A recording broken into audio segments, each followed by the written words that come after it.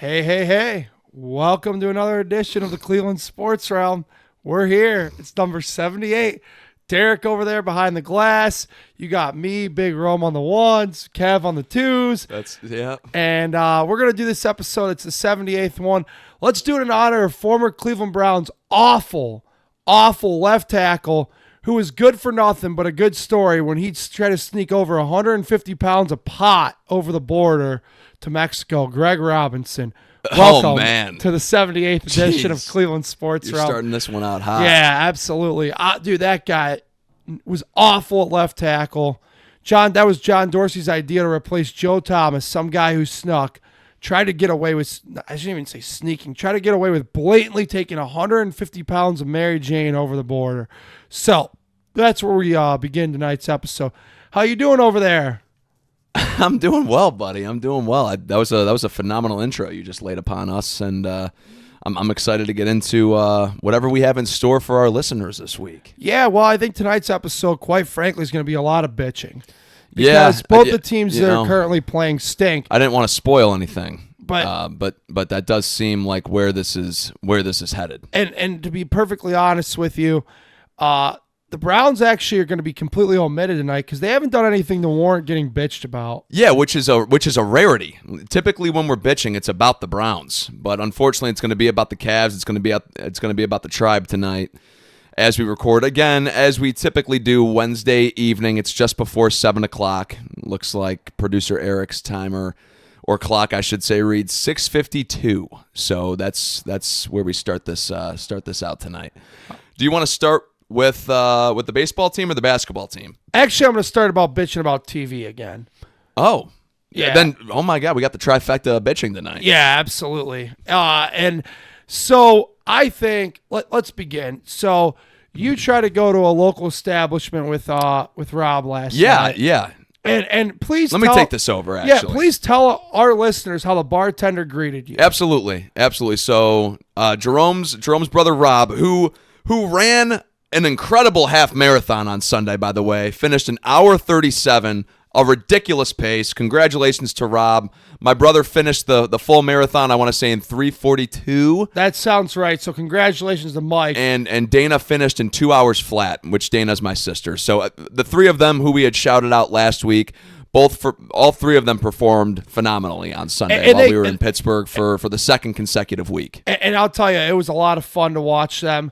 And, I give them a lot of credit because that's a tough course down there. If you folks have ever been to Pittsburgh, it's all hills. So, they're running up and down and up and down. That's so stressful on the body. Yep. And all three of them did very admirable. Yeah, all three of them did phenomenally. But yes, and they should all be proud of themselves. So, shout out to you guys, to our siblings. Great job. Great job. Great job. And getting back to what we had originally started to talk about, so your brother Rob and I, we headed up to an establishment in Lakewood to catch the first quarter of the Cavs game.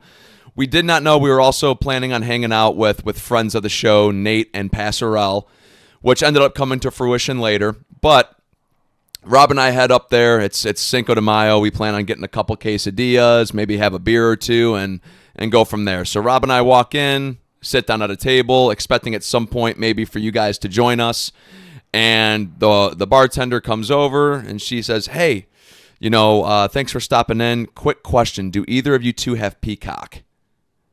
And I looked at her thinking, like, shouldn't you guys have Peacock here? This is why we came up here, was to watch the ball game. And she goes, No, we don't. We're actually hoping that one of the patrons would be able to supply it on the TV. So I actually had to hook up, what do they call it? Not Apple Play, obviously. AirDrop? But AirDrop, something like that. Screen share. I had to screen share my phone to two of the TVs in this establishment. And then she had to ask another patron to hook up his phone to another TV. And what do you know? I actually predicted this at the time, and this would not come to any shock to anybody who frequents an establishment for ball games. But because you had two different phones that were sharing, there was like a 30-second delay on each of them. So if you were watching one TV, you got it before other people got it on the other TV. And Rob and I said, yeah, we're going to be here for the first quarter. We had texted you, Nate, and Passerell saying, hey, do not come up here. Go somewhere else. And then after the first quarter, Rob decided to go home. He watched the ball game with Passerelle, and then I met you and Nate at a different establishment. But just what an absolute shit show. And pardon my French, but what are we doing here with the streaming services? Jerome, you have said this on multiple occasions, and I know a lot of other people agree with us, so this isn't like breaking news that this is like a breaking take or anything, but like we do need to just get back to cable at this point. But I mean, this is what it is nowadays, dude. As much money as you can make, you're going to make it. Well, you're going to try to make it, but this, it's frustrating. I don't think it's fair to the bars, particularly the Peacock, because from my understanding, to talking to a couple people who own a couple different establishments that I've had conversations with, and including the one we were in last night, where they did have it on 2 different TVs, but only 2 of their 10 TVs. And the reason why is because the bartender had his Peacock on one account, and the owner of the establishment had his Peacock on another account.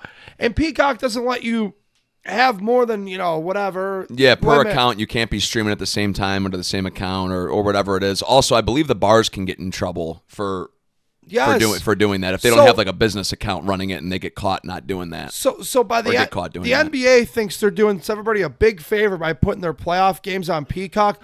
All you're doing is a disservice to your fans. And oh, by the way, all the local establishments in those cities, because I know for a fact the second establishment that we entered last night would have been much more crowded had they been able to have the game on all the televisions. But no, I mean, I didn't mind. They had the Guards game on, which is fine, but they lost too, so whatever. But I just don't. Both games were really a roller coaster Tuesday night. I just don't think it's fair to these bars. And like I said, going back to what I was saying, Kevin, talking to a couple of these bar owners, at least with Amazon, a lot of bars get their silverware and their utensils and napkins and paper plates and all those kind of things from Amazon. Yeah, so they already have Prime. So they have Prime, and then a lot of times because they order so much, spend so much money on Prime, they get video thrown in for free.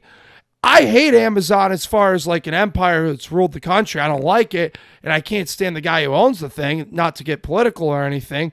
I don't like Bezos, but at least he gives those businesses the video for free. Peacock, which is ran by NBC, doesn't give these businesses anything, and they screw them over. And I don't think it's right. And also, we are in the semifinals now.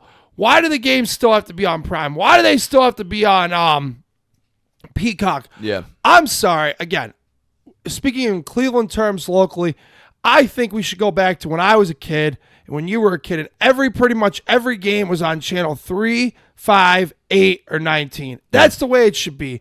All this stuff. Now, I pay for it, but even the Guards, I got to pay $100 a year to watch my baseball team, which I can't bitch about. It boils down to how little it's like 50, 60 cents a game. Right, whatever. right. Or actually even cheaper than that, but your point still stands. But why can't the Guardians just be on channel 3?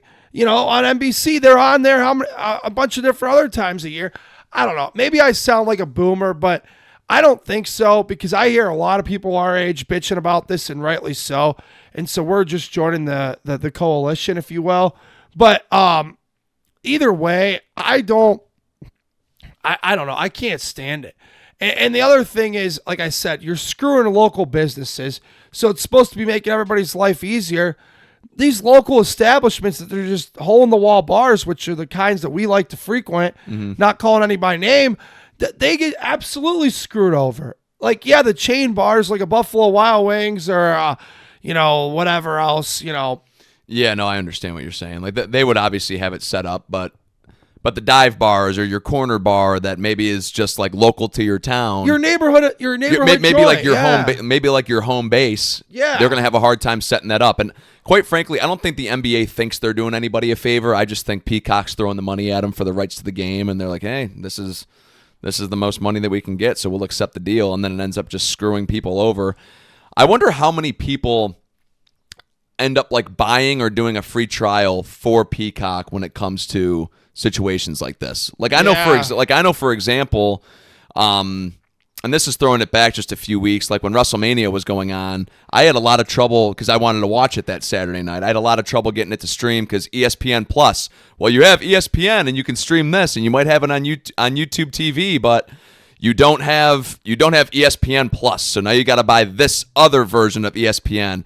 And I was like, screw this, man. And I ended up getting a free trial to some other streaming services that cut me out after an hour. And it was just such a pain in the ass. Like, even at that point, I would just rather it be on pay-per-view. At least I know I'm going to be paying $50 and I get the event. Right. Like, I agree with you. And, I had heard through my dad, actually, that Congress has brought this up, I guess. I'm trying to find these. So, Congress has brought these up, and they're supposedly discussing it.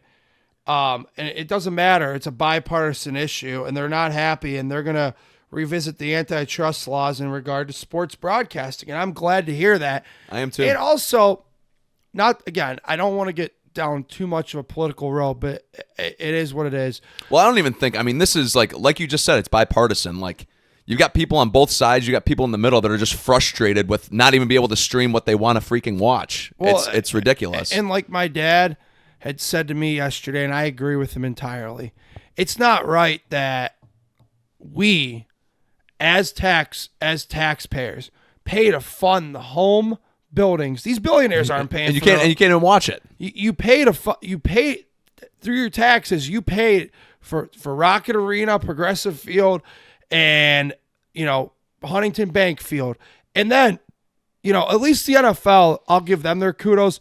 Every Browns game is either going to be on Channel 19 or Channel 8 locally here, or if it's on some absurd thing like when it's only on Prime, Channel 5 picks it up. Like, that's the way it should be done in the NBA.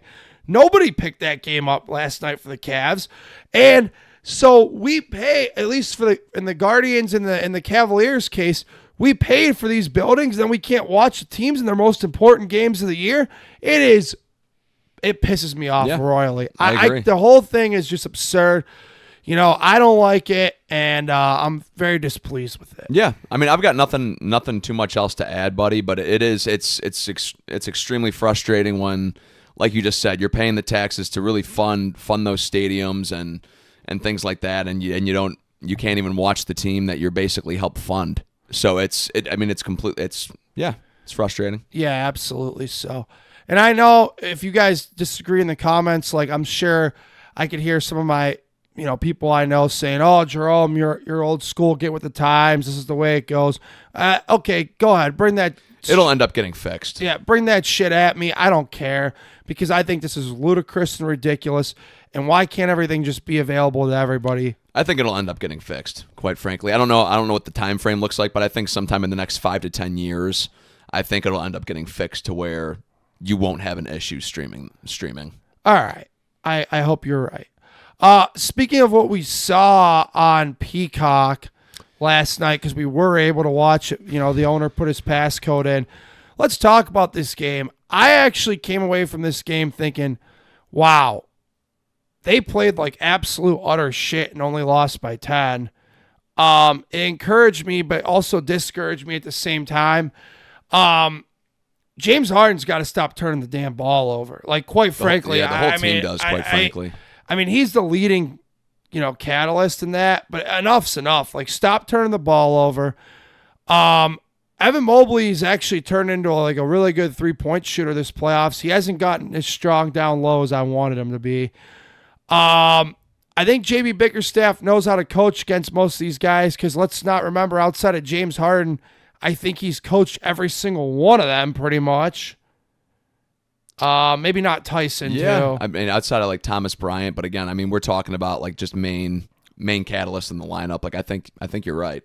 Yeah, so let's go over this game. Keon Ellis finally had a good impact. Sorry to cut you off, but that was just a random thought that came to my mind. No, he finally had some semblance of a. By the way, I thought Strus played really well again last night. Strus has been kind of the X factor for this team throughout the playoffs so far, in my opinion. So they're down as we sit here and record tonight. Now, you guys will get this tomorrow morning if you listen right away, or if you listen through the weekend. I guess it won't be as relevant to you. But as we sit here tonight, they're down 1-0. They have a game in Motown tomorrow night, which I'm not going to get started again. It's on Prime.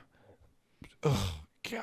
But anyway, and then finally Saturday, and Sunday's games are going to be readily available to everybody on Channel 3. So even if you don't have cable, you have an antenna, you can get the Cavs on Saturday and Monday. Whew, thank God. Yeah, thank God, man.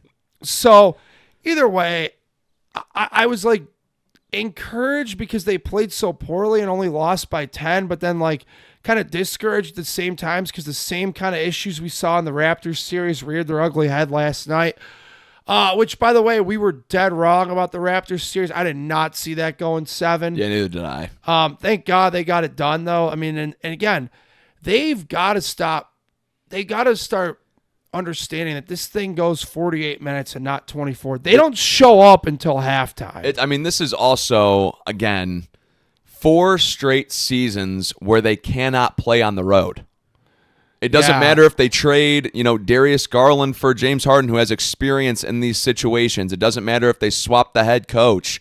It doesn't matter how many seasons Donovan Mitchell gets put into this situation. It's now been 5 seasons in a row where Evan Mobley has played postseason basketball, one including a play-in. Same with Jared Allen. Like, these guys need to get over this hump. And Jared Allen did. He had a phenomenal Game 7 against the Raptors. Actually, I thought he played pretty well the whole series against the Raptors for the most part. And they pretty much eliminated him. They got him out of there early. Yeah, he had 3 fouls early. He had to sit the majority of the first half. And then what sucks about that is then you really start to rely on Evan Mobley playing the 5 for you. And while I love how he can stretch the court in some catch and shoot situations, he still is getting out physical, and he's still getting out rebounded. Outside of a couple games that were in Toronto, one specifically I want to say was Game 3, maybe Game 4 in Toronto, where Evan Mobley really had a series of offensive rebounds that could have kept the Cavs in the game. They just didn't hit their shots. He's been frustrating still. I know he's had a couple huge moments in the playoffs for us and a couple big-time shots. But again, if you're going to be 7 foot tall and it seems like you haven't added 5 pounds to your frame when that was really the harping point for you coming into the NBA when we drafted you in 2021, and you haven't really added to that frame of yours, and you're still getting bodied in the paint, you're still getting out rebounded, you're still not catching the ball cleanly, it's frustrating. And a lot of these turnovers are James Harden's fault. Like, I know there was one on one of the fast breaks, I want to say in the fourth quarter, the Cavs were on a run and James Harden had the ball. Another guy, I forget who was actually defending him at the point on the fast break, but James Harden slows down, tries to do a shimmy. There's a guy behind him that just swipes the ball. I think it was Denise Jenkins. Okay, guy just swipes the ball from his hands. Like, James Harden, you have been in the league for what, like 15 seasons now? Maybe longer. You've been playing playoff basketball. You didn't think that when you have time to do all that there's nobody that's sprinting down the court to do that with you when you have a one-on-one? You don't think there's going to be anybody behind you in that situation?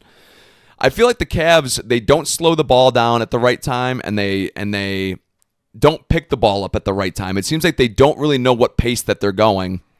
And that's frustrating watching because I feel like as a viewer, you can pick it up. Like, I know I tend to do the whole, all right, calm it down, slow it down, probably too much throughout the games. I like when they slow down the pace because I hate when there's 20 seconds on the shot clock and we're doing a step back 3 that clanks off the rim. It hasn't been working. Let's set up an offense and run a play. But the turnovers, the lack of offensive rebounds for having essentially 2 7-footers in the starting lineup, and Thomas Bryant got some playing time in Game 1 too. When you're losing the rebound battle like that, it's frustrating. And another frustrating part of this is I know Dean Wade is in the starting lineup now, and it's really to defend Cade Cunningham. Cade Cunningham was doing whatever he wanted, and Dean Wade doesn't hit his shots in the playoffs. I know he does in the regular season. He doesn't hit them consistently in the playoffs. So if he's going to be giving up the points to Cade Cunningham when you want him to be the Cunningham stopper, and he's not going to be hitting his shots, I'd look at switching up the starting rotation again. I don't want to see Max Strus in there because I don't trust the defense or the size on Cade Cunningham. I would look at putting Tyson back in the starting lineup if I were the Cavs. I know that he gets into foul trouble early, but he makes his presence felt. He gets rebounds. He typically makes the right offensive play when it comes to passing the ball or shooting. He doesn't need to be a focal point.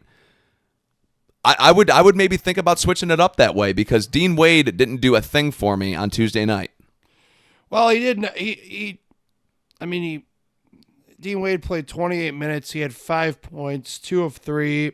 He shot 50% from beyond the arc. 3 rebounds, 1 assist, and a steal. He did get an offensive board too. Yeah, quite frankly, I don't think I'd do that. And the only reason I tell you that is because when Tyson has gotten extended time this playoffs, like he did a couple games against the Raptors, he does absolutely nothing either. And the defense is not as good. So I'd rather have somebody stand around and at least play good defense and stand around on offense than stand around on offense and not play as good defense. Yeah, but Tyson at least gets pretty physical with them. I know that he can get into foul trouble early because of how physical he gets, but Dean Wade, if he's not hitting his shots and he's giving up the points and giving up, like as soon as Cade Cunningham came back into the game in the fourth quarter when the Cavs tied it up, the game was over. Cunningham ran the entire offense. He scored whenever he wanted to. He passed the ball. He got assists whenever he wanted to. See, I thought they did.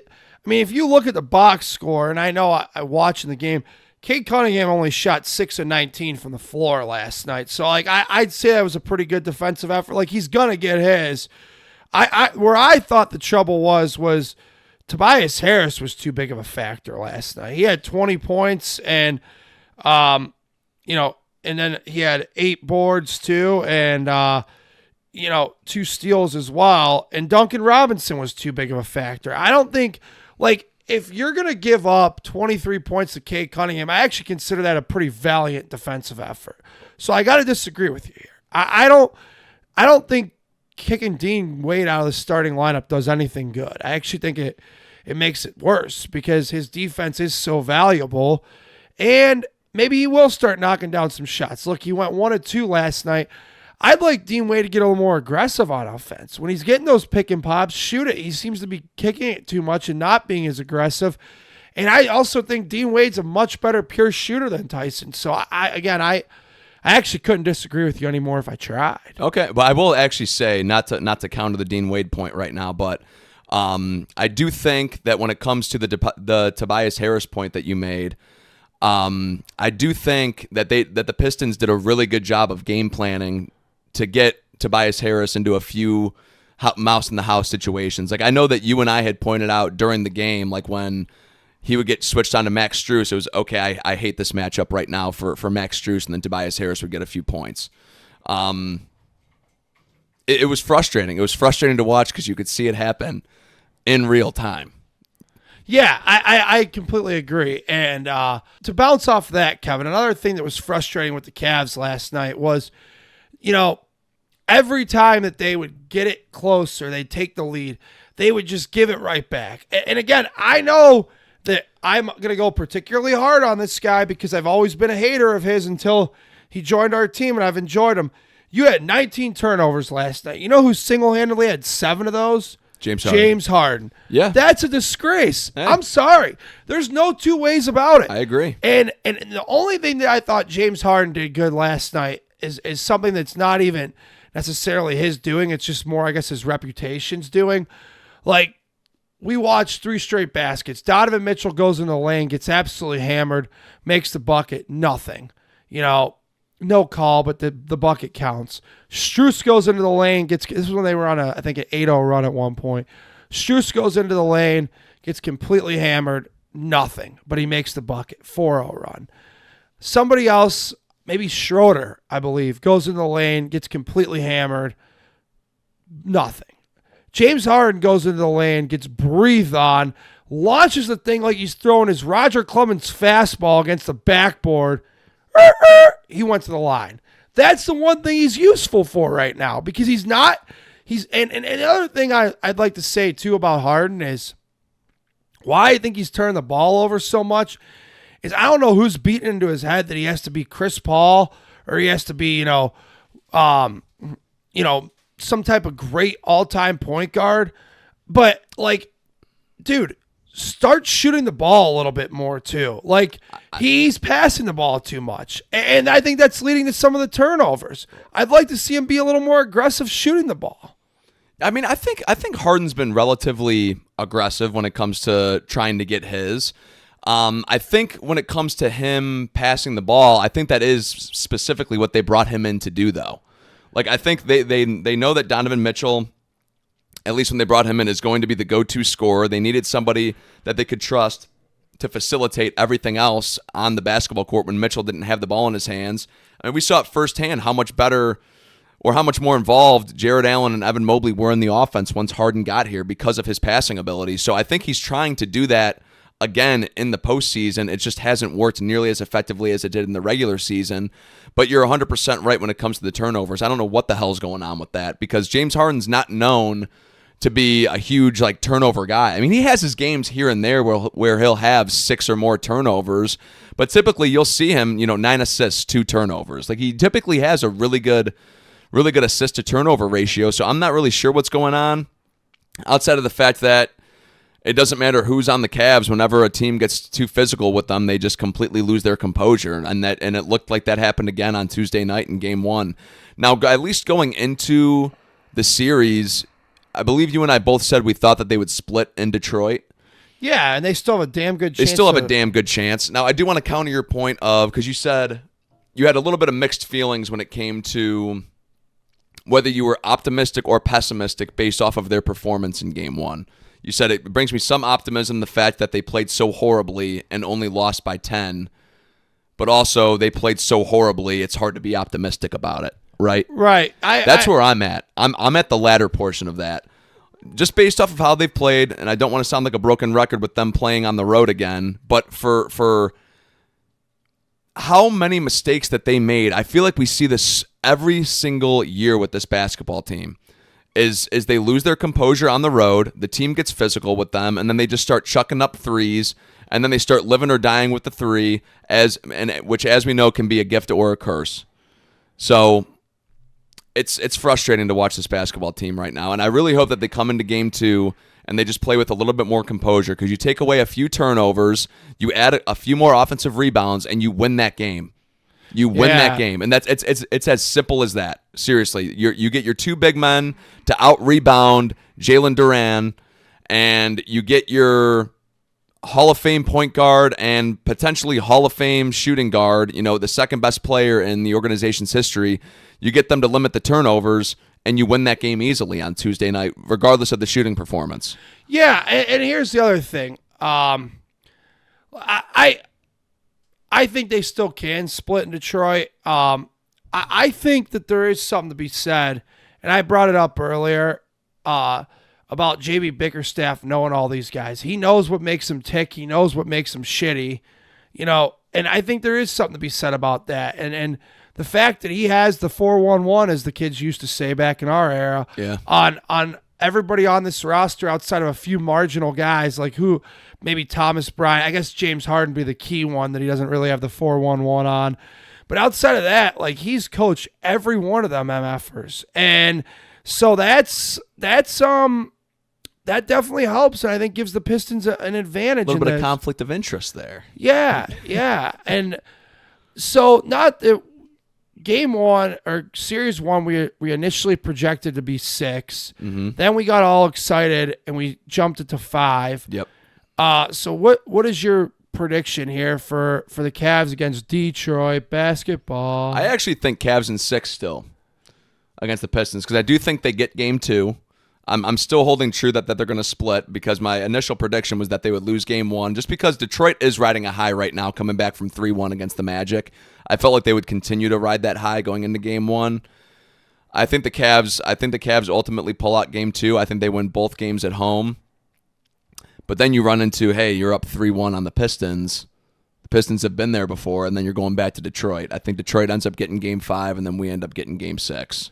And we're looking at an Eastern Conference Finals, most likely against the New York Knicks, which between them and the Celtics tend to be our kryptonite. Well, I'm going to go ahead and say I think the Cavs win in 7, because I don't trust them. How do you think the games play out? Do you think we get Game 2? No, yes, I do. So you think Detroit takes one in Cleveland then? And then I think that they split back here, and then I think Detroit wins Game 5, the Cavs win Game 6, and the Cavs go win Game 7 at the sorry, I'm dating myself. At the Little Caesars Arena. I still like calling it the Palace, though. Yeah, it's like how we still call Rocket Arena the Q. But it's a different building, though, now. It's a completely different. Yeah, it's true. I mean, the Palace is just a giant empty field. The place doesn't exist. Yeah. It's a relic in history, Kevin. A relic in history. The only time you can go see the Palace is if you watch YouTube videos. Yeah. Or NBA television network. Yeah. No, I can't believe I just called it that. I haven't played there. It's been probably 10 years since they played at the Palace of Auburn Hills. I will say that I think the Cavs in 7. Now, here's my next question for you. The Philadelphia 76ers, I said this on last week's episode, said when Joel Embiid decides he wants to give a shit, it's a completely different team. Mm-hmm. And Joel Embiid decided that he wanted to give a shit for that series, so the Sixers were a factor. The Sixers got their asses kicked by the Knicks in Game 1. I mean, just obliterated. So does that might disinterest him again. Because if he doesn't give a shit, I think the Knicks could sweep it. I think the Knicks could sweep it too. I actually initially thought the Celtics would sweep the Sixers, I believe. Yeah, and my statement of all the series went to 6 was accurate. In fact, 2 of them went to 7. The first round series. I said everyone was going to go to 6. Well, I think all of them were already going to 6 outside of the Pistons Magic. Which we both didn't want to count out Detroit, and now here they are. Yeah, I think Joel Embiid's going to be disinterested. I mean, the guy gives a shit one day, wakes up the next day he doesn't. His biggest concern is that $60 million check. It's still going to clear. He's not going to give a shit. They got their asses kicked in Game 1. He's probably just going to ride off into the sunset that he gave a shit in the Celtics series, and that's just going to be that. I think the Knicks win that series in 5. I think they sweep. I think the Sixers win 1 game at home. Yeah, I think they sweep. Maybe you're right. Maybe Embiid decides he wakes up one morning and decides to care. I mean, that's all it is with him. And then the Thunder and Lakers. Yeah, Thunder probably win that one in 5 as well, if I were to guess. Yeah, the Lakers seemed like they had everything clicking last night and still lost. Although they didn't play as well in the second half. I mean, and I don't mean to be a LeBron glazer here, but like it is a lot on LeBron's plate. Like he's in his early 40s and he's supposed to carry this like team. Like it's a lot. Yeah, no Luka. Austin Reeves is playing injured. Yeah, it's a handful for him. Yeah, and then what's the other? We got the Timberwolves, and then who are the Wolves facing? The Spurs, and the Wolves are up 1-0. I like that Timberwolves team. And I'll tell you that Edwards is already back from his hyperextended knee, which is crazy. He's not starting. He's on a minutes restriction. Spurs are too young. I think I like the Wolves in like 7. I like that. I'll actually take the Wolves in 6. Is what I'll do. I really like that Timberwolves team, and that's a team they've been together for a few years now. They really haven't done anything crazy since that Gobert trade. Like, yeah, they're consistent. And Jaden McDaniels is awesome. I saw he was the first player since Kevin Garnett in Timberwolves history, I think, to put up like 30, 10, and 5 in a playoff game. Yeah. Good for him. And he's typically a guy that has the Draymond Green stat line, like 5, and 4. Yeah, good for him. Yeah, and also my guy Julius Randle's just he's a tough player. He's a good player. Yeah, him and Jared Allen and Evan Mobley can use Julius Randle can tutor them on physicality in the offseason. They both can use a class from him in that. That guy is a MF who's just gonna fight for everything and go after it at all costs. Yeah, Evan Mobley and Jared Allen have to take lessons from somebody in the paint because, like I said, I'm sick of them getting out physicaled and out rebounded for 5 straight seasons now, or 6 straight seasons. Look at last night. You had that Jalen, what was his name escaping? Jalen Duran. Yeah, I mean, he definitely bullied them around towards the end of that game a little bit. Mm-hmm. I think it's fair to say. Either way, the Cavs win in 7, in my opinion, in 6 in Kevin's opinion. We'll see. I don't, we'll maybe by grace of God, the Sixers Embiid can wake up and decide he wants to play basketball that day and they make it a series. We'll see what happens. Mm-hmm. Either way, Maxi's a great player, but, I mean, the Knicks just have too much firepower. If you only have Maxey, I mean, you don't have anybody else with him. It makes it irrelevant. Well, especially when Jalen Brunson talk about somebody who, when the playoffs start, just turns it on. I mean, not that he doesn't in the regular season, because he's a great regular season player as well. But come playoff time, like, there's honestly few people I trust with the ball in their hands more than I do Jalen Brunson. Well, that's the same thing. The same jokes I make about Embiid that have a serious undertone. It's the same thing with Cat. When that guy decides he gives a shit, he's a hell of a player too. Yeah. And speaking of that, your guy from the Knicks, OG. Love him. Yeah, he's another one who really steps it. He takes the radio dial to a whole new level. Josh Hart, another one. Yeah. So hopefully we'll talk about the Knicks more down the road. Yeah. And I actually wanted to say this about the Timberwolves, like with Dante DiVincenzo being out, probably through a lot of next year as well. Like, they need some of their players to step up, and they have. So kudos to that team. Absolutely. Anything else Cavs related? We bitched about the TV situation. We bitched about the performance in Game 1. We bitched about James Harden saying free basketball, please take. I think that's it. I think that's just about it that I've got for the NBA as well. It is amazing how LeBron James does just continue to prove Father Time wrong. Oh, and also I guess the other thing is Donovan Mitchell, I thought played okay last night. Like, I didn't think he was put on a master class by any means. Thought he was fine. It's been a while since we've seen him have one of those. Game 1 against Toronto, he kind of put on a I mean, he was. Yeah, but it's like one of those where, like, against the Magic, like where he dropped. Now, I'm not asking him to drop 50 points again by any means, but like a 40-point performance out of Donovan Mitchell would give me a lot more confidence in this team. Just one of them. I would even go for a 30-piece because we haven't seen one since Game 1 of the Toronto series. Now, like I said, they definitely got to fix some things. And, now you've seen this team, and we already talked about how they have the coaching advantage, I think, because of Bickerstaff being so familiar with both groups. Now, this is where Kenny Atkinson's really going to make his money. The guy already puts a lot of hair gel in, maybe add a couple more layers, step in the mirror and show your worth as a coach here, Kenny. Yeah, we believe in you guys. Come on. Yeah. Come on, Kenny. You got to get these guys ready to go. All right. We bitch about the Cavs enough. Let's bitch about their next-door neighbors. Ugh. Well, I guess we'll start with the positive. Congratulations to Travis Bazan on Saturday. Got his first Major League hit. And it drove in 2 runs. And quite frankly, they had a great showing on Friday and Saturday in Sacramento. And then Sunday, Parker finally blew up for the first time, huh? Mm-hmm. And I'm not going to get angry. I'm not going to scream and yell and kick about that. There's no need to. I mean, the guy's technically supposed to be your 5-starter. He's pitched like an ace all year, and he finally had a bad outing in a minor league ballpark, which I think is bullshit and skews pitching numbers anyway out there. A lot of high-scoring games out there at the I think it's called the Sutter Health Park, I believe. Yeah, I don't know. Either way, I guess before I start bitching here, or you start bitching, let's start about the positives. I think David Fry's had a real good road trip. He's had 2 home runs. He's starting to get a little more consistent playing time. That's good to see.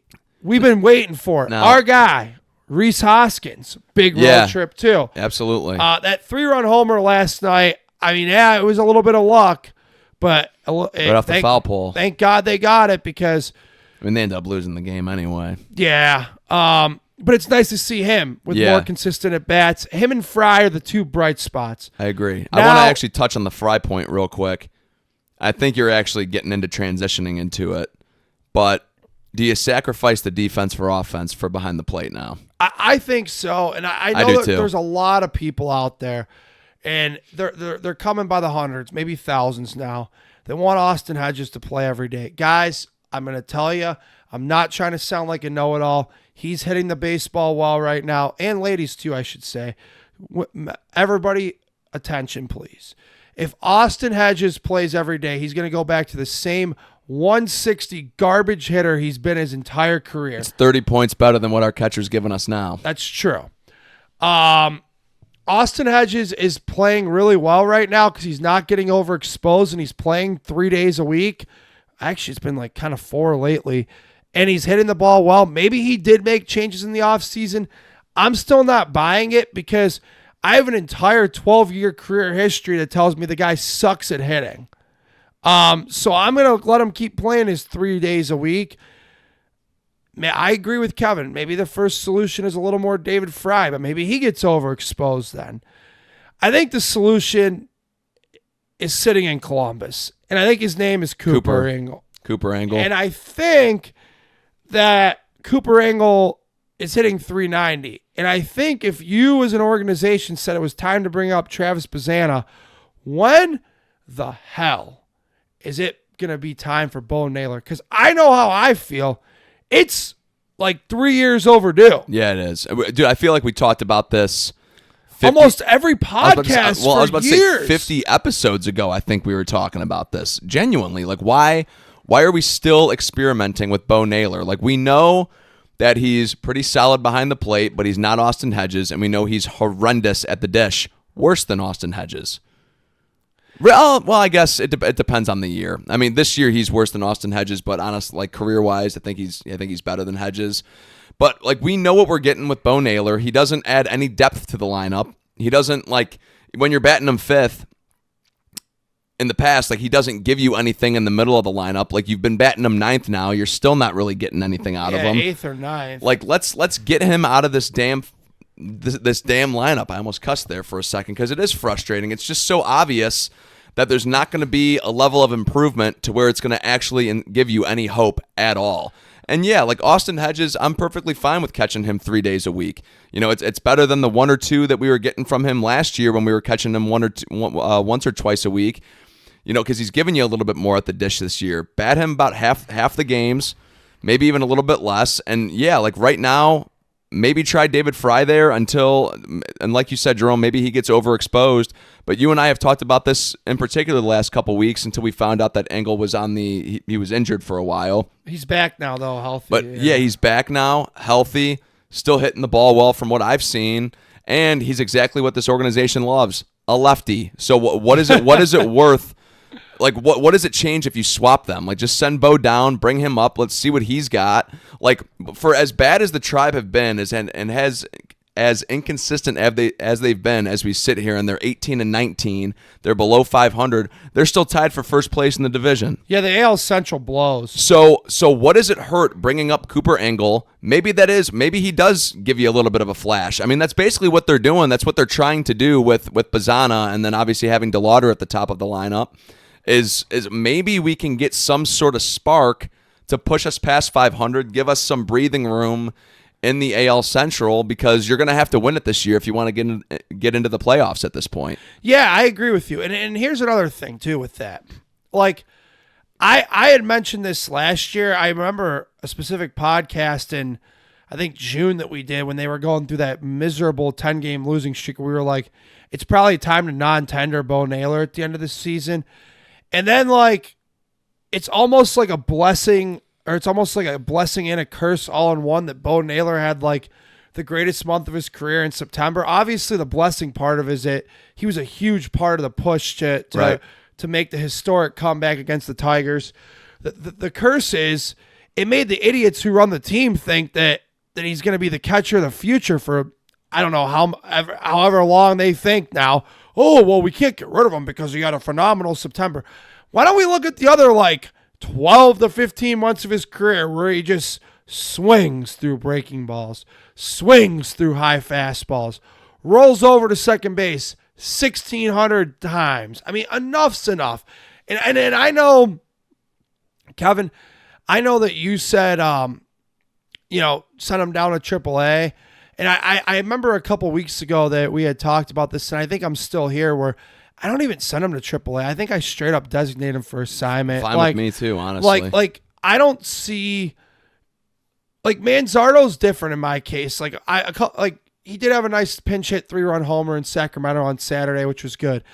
And then he had 2 terrible games in Kansas City to start. Like, I think Manzardo could still benefit from a trip to the minors. Like, Bo Naylor, I don't think, like, benefits from anything from going to play for the Clippers. Like, he has been in the big league since 2022.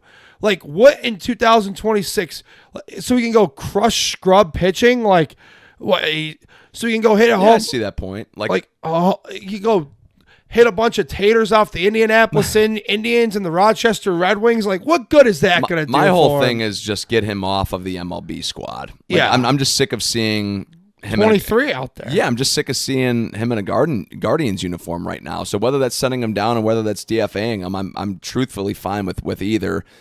But I mean, I guess to your point, like, why would we take away reps from somebody else in the minors when we already know what we have? Right, and I also think like Manzardo, I guess like his home run probably bought him a few more weeks before they even consider the conversation. But like, I don't know though, because at the same time, like, it's almost like him and Reese are like splitting 50-50. Like, Manzardo's not starting every day. Like, you either see now. Last night I know that they had Kyle and Reese in the lineup, but like Reese is putting together good at bats, and I know he's striking out a lot, but like, he's at least giving you a good competitive 6 or 7 pitch at bat, where Manzardo's just flailing. It looks like he's taking a boat oar and trying to hit a sack of shit. I mean, it's really ugly to watch. And I don't, like I said, Kyle has been up here since 2024. Like, that's where I think he could still maybe benefit from a trip to Columbus. I don't even know that it would turn out great. Like, it may not. Yeah, well, that's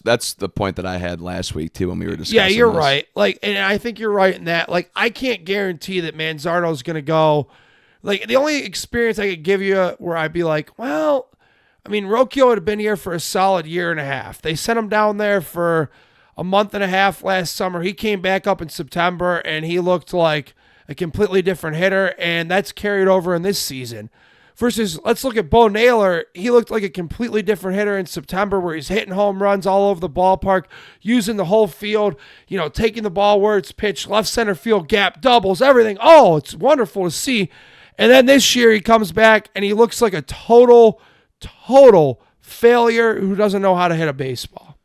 Yeah, dude, I completely agree with you on all fronts there when it comes to Bo Naylor and Brian Rocchio. I just think, just touching base with Manzardo, I just don't think that trip to Columbus would do him any favors. I do want to know your opinion, because we've really haven't gone into it too in depth, really, but we've brought it up here and there throughout the last few weeks. What do you do with Steven Kwan right now? I that's another one.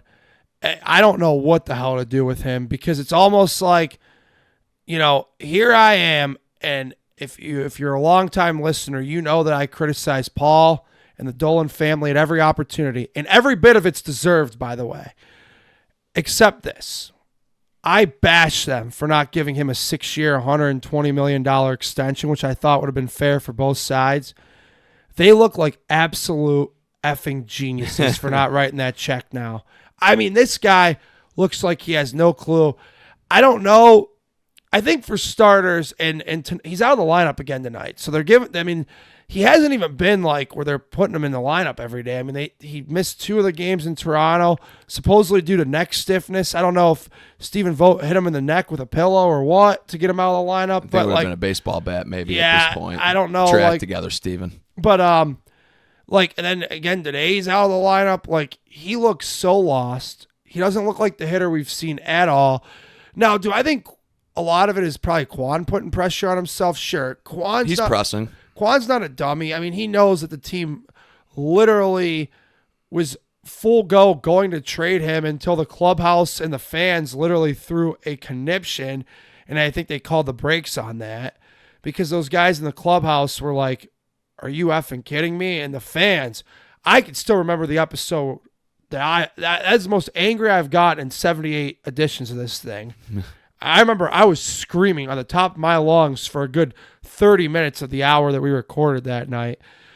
It's a disaster. Like, it's a total disaster, and they're not going to go anywhere. And I hate even going down this road, Kevin, but and this is a road I really don't like to travel, because he's, I think, one of the greatest players in franchise history. But like, we need more out of Jose. Oh, we need more out of Jose too. No question about it. And I hate even going down that road where we're going to start criticizing him. But like, this team will not go anywhere if they don't get more out of Jose Ramirez. Kwan, you could almost say, okay, well, at least Angel's having a really good start to the season. But Angel's track record ain't close to what Stephen Kwan's track record is. And same goes for Danny S. Like, yeah, you're getting a lot out of him right now. But, like, is that going to stick? Like, so those guys have almost made up for the production of Kwan. There is not a singular person in that lineup who come close to making up for the production that we're lacking from Jose right now. I thought he was really going to get going when he had that 2-homer game against, oh man, who am I mistaken that it was against? The Orioles. That Sunday afternoon, it's like, okay, now he's in go time. He's in drive mode. And then literally ever since then, he's done nothing. Now, it was good to see him get a 2-run double in Sacramento on Saturday when the offense exploded for 14 runs. But then I saw him, and I know you did too, it was during the Cavs TV timeout at the establishment we were at last night.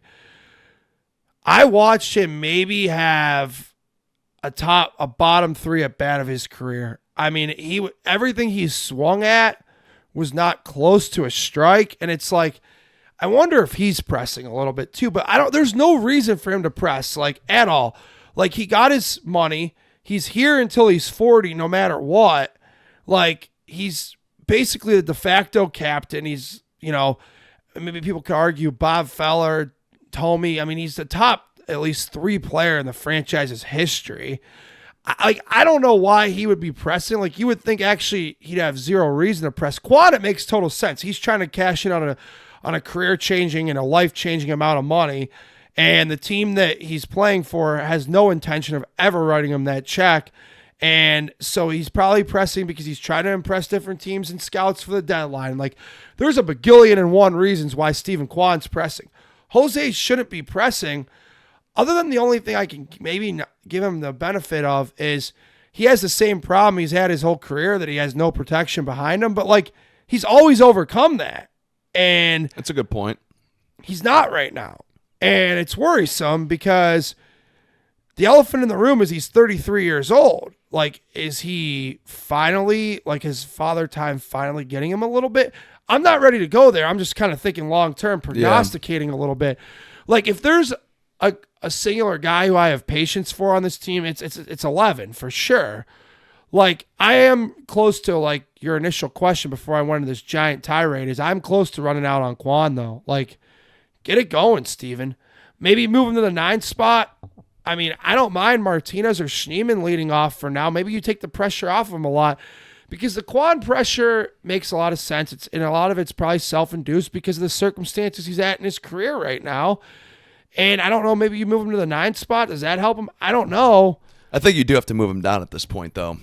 And I'm going to propose something that is going to seem asinine, but I've thought about this now for actually a couple days of what the Tribe can do in terms of moving Kwan down in the lineup. Who do you move up? How do you replace?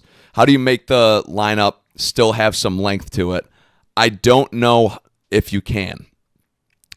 What if you do with Jose what you did with Francisco Lindor to try to get him as many at-bats as possible and still have protection behind him? You lead off Jose? What if you lead off Jose Ramirez with DeLauder behind him? What if you give him as many at-bats as possible? And I'm one, whenever they've pushed Jose up the lineup to 2, I've always hated it because I've thought that 3 is his home. That's where he is in the lineup. But what if they do that? What if you try to get, because when he gets on base, he's a threat to steal every time. You just try to give him as many at bats as possible, and then you have DeLauder behind him. Now, who you bet at 3, 4, 5, 6? Man, I don't know because the lineup becomes eerily horrible. At that point, this is crazy to say, but let's like write that 1 through 9 hypothetical. Okay, you're betting Jose first at 3rd, DeLauder in right field batting 2nd. I mean, do you dare look at Daniel Schneemann batting 3rd? I think you probably do. Schneemann or Angel? I think, yeah, one of those two would hit 3rd. Hoskins probably at 4. He's going to have to. Manzardo 5. Yeah. And the thing is, I would consider even at that point, just to switch up the switch hitters in the lineup, maybe you even put Rocchio all the way up to 6. I think, but the lineup gets bad. Like when you get past those first 3, it's almost like last year's lineup. Like what the F are we looking at here? No, you're right, and But Quan at 7, I wouldn't mind Quan at 7. Well, that's where he made his debut. I wouldn't mind Quan at 7 at all. Yeah. It puts him in the bottom third of the lineup. If he provides a spark there, awesome. I mean, you still want Quan in the lineup because his fielding is still great. Yeah, and that's the thing I'll give him credit for. He hasn't let his awful performance at the plate, pull into his fielding at all, or, bleed into it, rather, I should say. I would like that idea. I just think, and listen, I've seen a lot of really dumb asinine ideas on the internet. And I'm just throwing shit at the wall, hoping it sticks, maybe. No, you're right. And I'm going to compliment you in a second, because I've seen a lot of these people online have some really dumb asinine ideas to fix this lineup. That's not even close to the worst thing that I've seen. So I'll give you some credit. You think it's down there, though?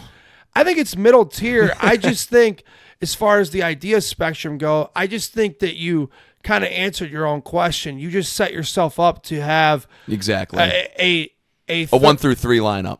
You set yourself up to have a 4, 5, 6 that's worse than the worst team in baseball. Right. And that's the problem. And the problem is, and I know that I complimented the Dolans for not cutting Quan's check earlier. The problem is, you once again chose to spend no money in the offseason, so you once again give Jose Ramirez no chance. You're not allowing him to age like a natural human. In order for this team to go somewhere, he absolutely has to hit 30 home runs, driving 100 RBIs, steal 100 bases. You don't. Well, 30. You don't leave room for error, is what you do every offseason that you won't write checks. And that's, again, where they're at. They have set this team up, to your point. Yes, if Jose Ramirez played for, I don't know, who's really hot right now? If Jose Ramirez was struggling like this and played for the Atlanta Braves, sure, you could probably bump him down to 5, bump him to leadoff, bump him to 2. Right. You can bump him anywhere you want because they have, I don't know, major league hitters around him. In Cleveland, there is no chance you can do that, because if he's out of 3, the lineup, the opposing manager is sitting there in his manager's office with his feet kicked up on the desk, laughing at the lineup like it's a sitcom. Yeah. I mean, they don't allow room. Like it's an episode of Coach. Yeah, Coach, anything like that. Yeah, absolutely. You don't, they don't allow room for error is my major takeaway here. So, I hate to say this and be the harsh critic, but it's almost like, well, Jose, if you don't figure out at 3, well, then we might as well. What are we doing here? It sucks. Yeah. It all comes down to one guy. I know. Might as well pack up the equipment truck and send it out to Goodyear and wait till next year. Yeah, because realistically, if Jose's producing like how we expect Jose to produce, the team's probably 3 games above 500. Maybe you probably have 4 more wins roughly. The thing is, that truth be told, if you look at if you looked at the Cleveland Guardians stats, which I did today in preparation for the recording tonight, and you look at their stats and you're like, typically in the past, every category is led by Ramirez. Yeah. The only one that he leads right now is stolen bases, which he's always the best at that. And he's tied for the team lead in home runs at 6. With the Lauder. Mm-hmm. And Chase, he really went on he's coming back around, obviously, but after his 5th home run, he really went on a dry spell. Yeah, he did. And then the good thing was he wasn't striking out crazy. He was still hitting the ball hard. And then, he was basically, he showed up to Sacramento and just basically was like, oh, yeah, I'm back, bitches. He went 8 for 11, hit the ball all over the yard. If we're really looking at it in the grand scheme of things, with how little they've gotten from Quan, particularly, at least Ramirez is still driving in some runs here and there. I guess even the most pessimistic of Guardians fans like myself would have to say, they're not getting anything from their 2. And then the other one, Manzardo, as we have discussed endlessly, you look at that and be like, wow, how in that? If you're a San Diego Padres fan, you're checking in on Cleveland, how in the hell are they 18 and 19? And then you go down and you're like, who the hell's this Schneemann and Martinez and Rocchio guys? Those are the ones carrying them. Yeah, which is crazy to think. And then obviously Chase. But Chase is playing well, obviously. And then, like we said, the best thing so far about the road trip, which they've gone 2-3 on, they've lost 3 in a row. Got to win tonight. the best thing about the road trip is that David Fry's gotten the stick going, and so has Reese. Yeah. And maybe those guys can carry the torch for a little longer until Jose and Quan figure their shit out. But, like, the bottom line is, as we sit here on May 6th, we all know the sad reality is, unless 38-11 start to get it going, this team is not going anywhere. Nope. And the only thing, I mean, outside of Jose, maybe bumping him up to lead off, that I can think of as a potential way to try to keep the lineup. I shouldn't even say keep it long, but, and I have seen this before, but do you even contemplate putting Bazana at leadoff at all? Yeah, I've seen that floated out there multiple times. That's why I bring it up. I don't think just yet. It's only, he's been up here for roughly 8, maybe a little bit over a week and change, like 8 days now. I think that's, in their eyes, the way the year's going, and I don't see, like, Jose, I still have confidence. I've seen enough of a sample size, like, where I'm like, okay, he'll figure it out eventually. Like, same. 2019, like, was his other really, really bad spell. The end of 18, and then early spilled into basically all-star break in 19. He was, for all intensive purpose, he was ass. I mean, he was total shit. If Quan doesn't turn it around, I know everybody's like, well, just trade him. Well, it doesn't really work like that, because what you people all see when you turn on Matt, Rick, and Andre at home every night and say, oh, yeah, Stephen Quan sucks. If you armchair quarterbacks see it at home, oh, by the way, the other 29 Major League Baseball general managers see it, and what are they going to give you for Stephen Quan? It ain't going to be something you're going to like. And it ain't going to Trust me. And it ain't going to be what you were going to be offered last year. It definitely isn't. That's 100% a fact, Kevin Shagrew. All right. One other thing about the Guardians before we're done here. Yeah. Yeah, the bullpen's not very good. Oh, that's, broken record there, yeah. Yeah. It's awful. Phil Yan, if you're listening to this, Friend of the show, your guy, Colin Holderman, who I dogged, has actually looked pretty good lately. So go ahead and do with that what you will. Sobrowski, I think, is the best reliever in the bullpen right now. Cade seems to be getting it together a little bit.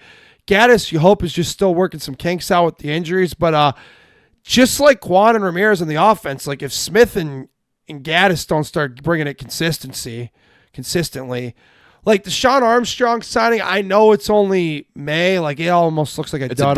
Yeah, I was about to say, it's a dud. It doesn't look good. All right. That was one I was relatively excited about. So was I. I get excited anytime they spend over $1 million, and they did on that one. So that's it. I think one last thing we'll do here is, this Sunday is Mother's Day. So you guys go home and y'all say, Derek will, he's going to call up Mrs. Derek. And, everybody should call up their mothers, say, wish them a happy Mother's Day. I know Kevin and I will. I'll call up Chris. I'm actually planning to see her on Sunday.